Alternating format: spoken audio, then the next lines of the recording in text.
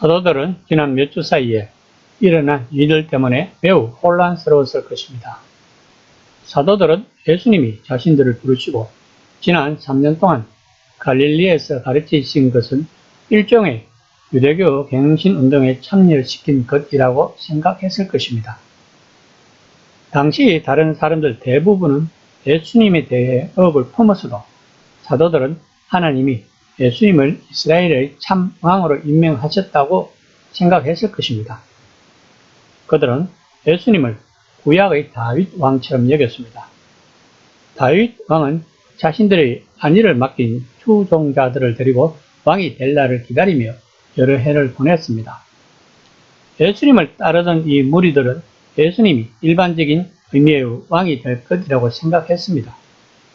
그래서 몇몇은 예수님이 꾸리실 정부에서 높은 자리를 차지하게 되겠느냐고 물었던 것입니다.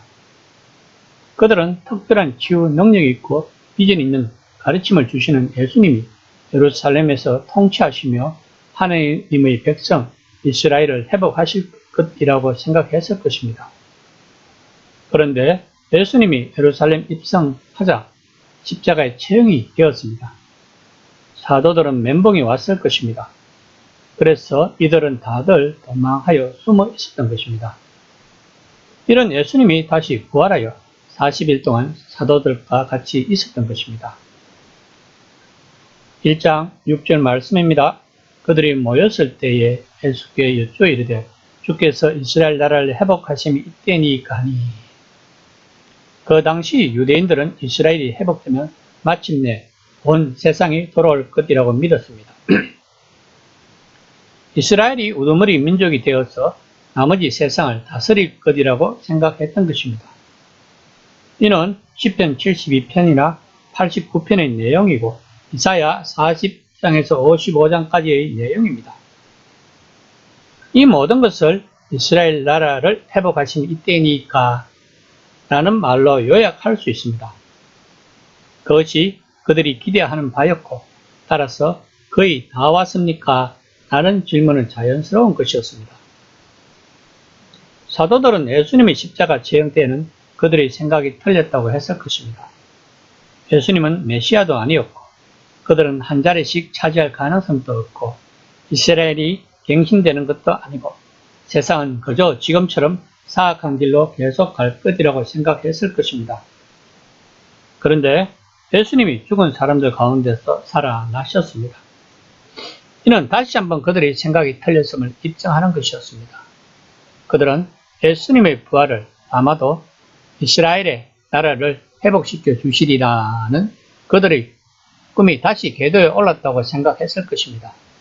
이것이 성령 세례를 받기 전의 사도들의 생각이고 믿음이었던 것입니다. 1장 7절에서 8절까지 말씀입니다.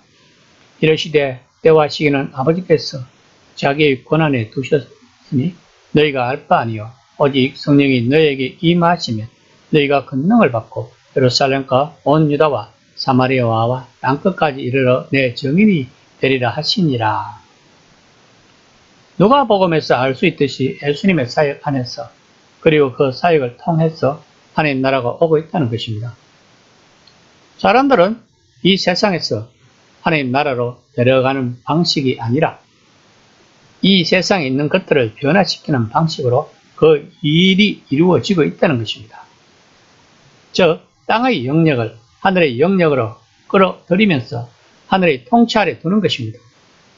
그렇다면 언제 이 일이 일어나는가 하는 질문에 예수님은 그 시간을 알려주지 않으면서 늘 깨어있으라고 하십니다. 그러면서 예수님은 사도들에게 내 증인이 되리라고 말씀하십니다. 이 말은 무슨 뜻일까요? 예수님은 부활을 통해 이스라엘의 메시아로, 즉 온 세상의 왕으로 즉위하셨습니다. 바울이 빌립보서 2장 10절에서 말한 것처럼 하늘에 있는 자들과 땅에 있는 자들과 땅 아래에 있는 자들로 모든 무릎을 예수님의 이름에 꿇게 하시고, 그 당시 사회에서는 누가 왕으로 즉위하면 전령들이 해당 영토 전역을 다니면서 왕이 등극했다는 소식을 전했습니다. 그것으로 새 정부는 효력을 발휘했습니다. 그 소식은 언제나 좋은 소식이었습니다. 고대 사회에서 무정부 상태는 권한을 부여받은 정부만 못하다는 것을 누구나 알기 때문입니다.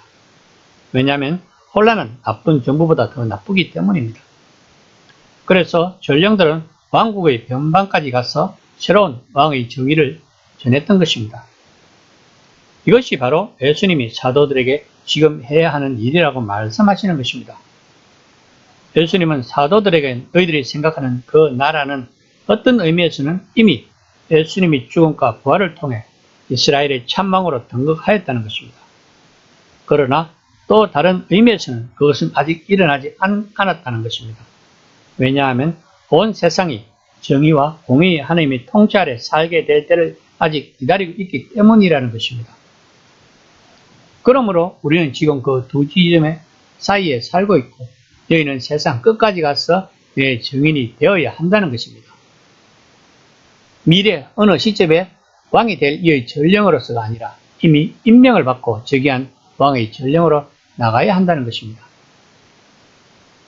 증인이 되기 위해서 하나님이 성령 세례를 주고 권능을 주신다는 것입니다. 이처럼 하나님의 백성은 능력을 약속받았습니다. 사도들이 그러했듯이 우리에게도 그 능력이 필요합니다. 즉 우리가 예수님의 증인이 되려면 그 능력이 필요하다는 것입니다. 다시 말하면 성령 역사하심의 능력이 필요한 것입니다. 예수님은 사도들에게 성령을 받을 때까지 기다리라고 하셨습니다. 그러면 우리들이 성령 충만치 않으면 복음을 전하는 데 능력이 없다는 말이 됩니다. 이 시간 나는 성령 세례를 받았는지 그래서 내 안에 성령이 충만한지를 한번 점검해보는 시간이 되었습니다.